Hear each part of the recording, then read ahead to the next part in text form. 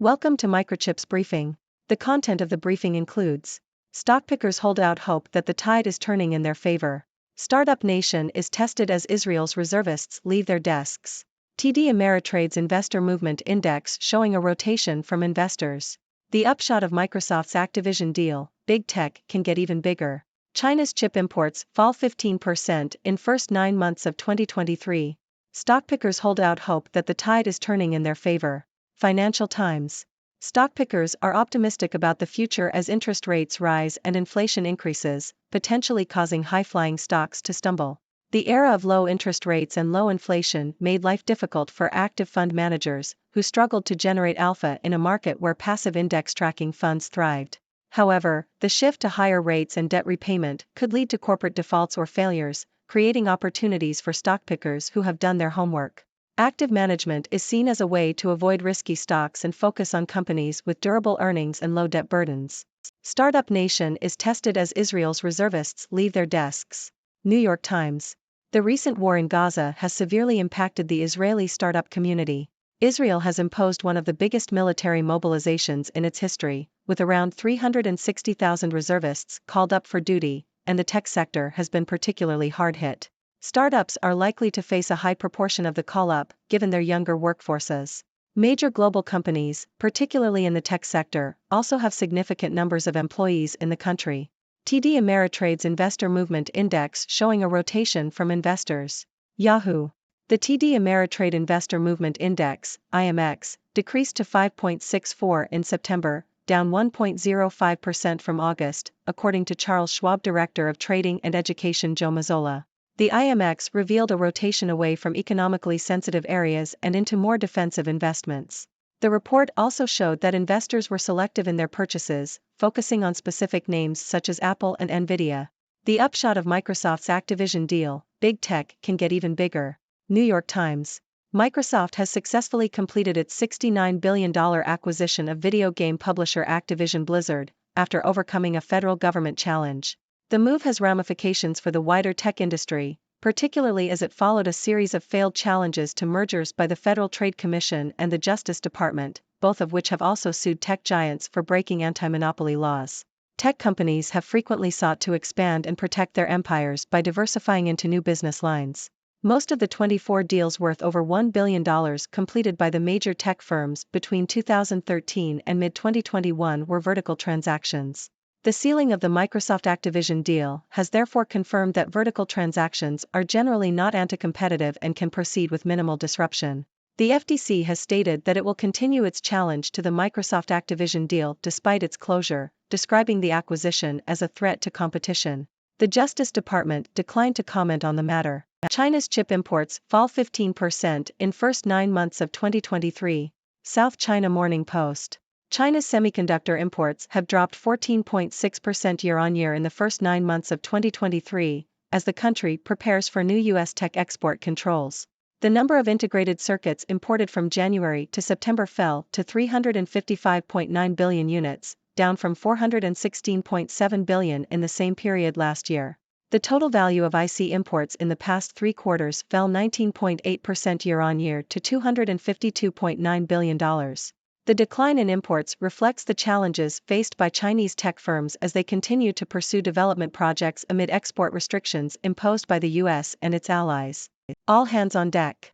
How Israel's vital tech sector is navigating the war. CNN. The recent conflict in Israel has presented a unique challenge to the country's tech sector. Schools have closed, streets have emptied, and many businesses have shut down as employees have been called up for military service.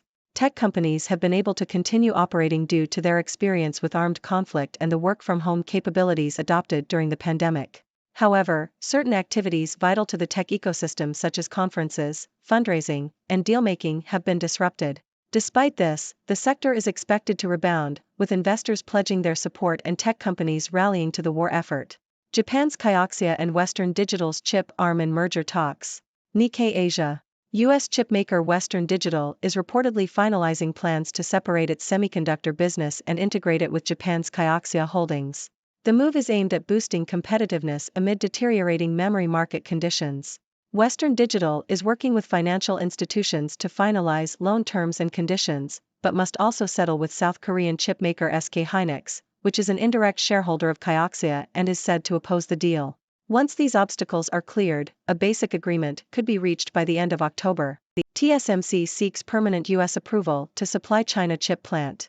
Nikkei Asia. Taiwan Semiconductor Manufacturing Company, TSMC, is applying for permanent approval to ship U.S. chip equipment to its facility in Nanjing, China, after its one-year license for the plant received a temporary renewal.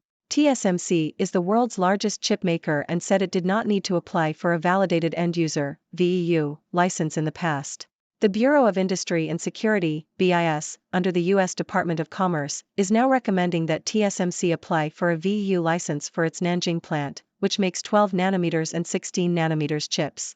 Canon begins selling chip machines to rival world's best by ASML. Bloomberg.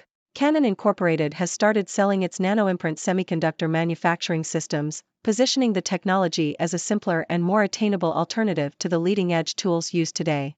The chip-making machines can produce circuits equivalent to 5 nanometer scale when using extreme ultraviolet lithography, EUV, a field dominated by industry leader ASML holding NV.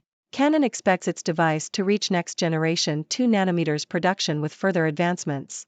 Canon's nanoimprint lithography approach may help it close the gap with ASML, which has been leading in the EUV race. The import of EUV machines into China is prohibited by trade sanctions, so Canon's technique may add a new front in the US-China trade war. US eyes more AI chip curbs on Chinese companies to close loophole. South China Morning Post. The Biden administration is reportedly considering closing a loophole that allows Chinese companies to access American AI chips through overseas units.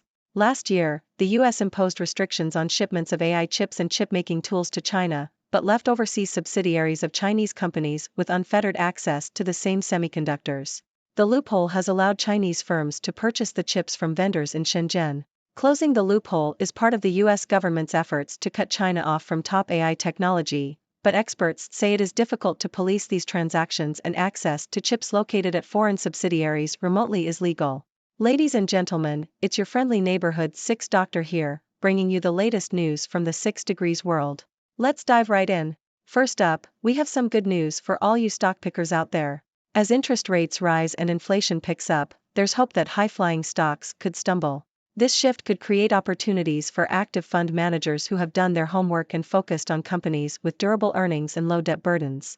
So, keep an eye out for those hidden gems. Next, we turn our attention to Israel, where the recent war in Gaza has taken a toll on the startup community. With a massive military mobilization and reservists leaving their desks, the tech sector has been hit hard. However, despite the disruptions, the sector is expected to bounce back, with investors showing their support and tech companies rallying together. In the world of investments, the TD Ameritrade Investor Movement Index, IMX, has shown a rotation away from economically sensitive areas and into more defensive investments. It seems that investors are being selective in their purchases, focusing on specific names like Apple and Nvidia.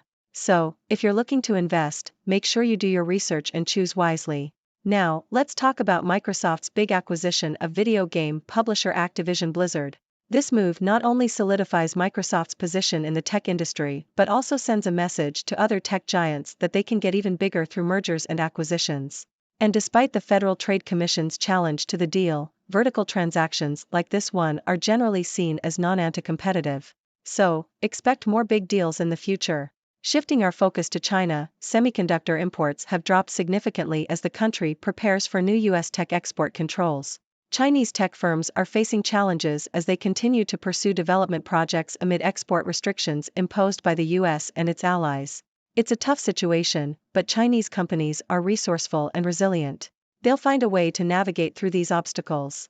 In the midst of conflict, Israel's tech sector is showing its strength. Despite the disruptions caused by the recent conflict, tech companies have been able to continue operating thanks to their experience with armed conflict and the work-from-home capabilities they adopted during the pandemic. While certain activities like conferences and deal-making have been disrupted, the sector is expected to rebound, with investors pledging their support. Next, we turn our attention to Japan and Western Digital's chip arm. They're reportedly in talks to merge with Japan's Kioxia Holdings. With deteriorating market conditions in the memory market, this move aims to boost competitiveness. However, there are still some obstacles to overcome, including settling with South Korean chipmaker SK Hynix.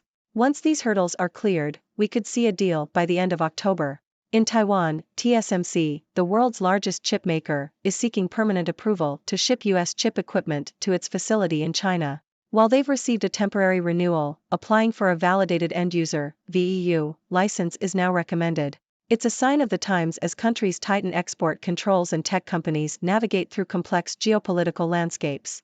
Finally, Canon is making waves in the chip industry by selling its nano-imprint semiconductor manufacturing systems. This technology is seen as a simpler and more attainable alternative to the leading-edge tools used today. Canon's approach may help close the gap with industry leader ASML and add a new front in the US-China trade war since import of certain machines into China is prohibited. And that's a wrap for today's news. Remember, folks, the world of tech and investments is ever-changing, so stay tuned for the latest updates. Now, I'd love to hear your thoughts. What do you make of these developments? Do you have any burning questions? Let's discuss. Thank you for tuning in. The content above showcases the latest briefing reports and analytical synopses, thoughtfully curated by the 6Do team. These insights stem from a wide array of reputable media outlets, think tanks, government sources, and specialized experts worldwide. We encourage you to explore these sources for a comprehensive perspective. Keep in mind that while the content may not always align with the official standpoint of 6Do Brief, it's not meant to be taken as absolute directives for decision-making. Comprising seasoned media professionals, learned scholars, and accomplished scientists, the 6Do team embodies a trailblazing, fully independent media entity. To customize 6Do Brief to meet your professional needs, you have the option to subscribe to a diverse array of briefings on our website, 6dobrief.com. Regardless of your location, you can conveniently receive 6Do Brief via email.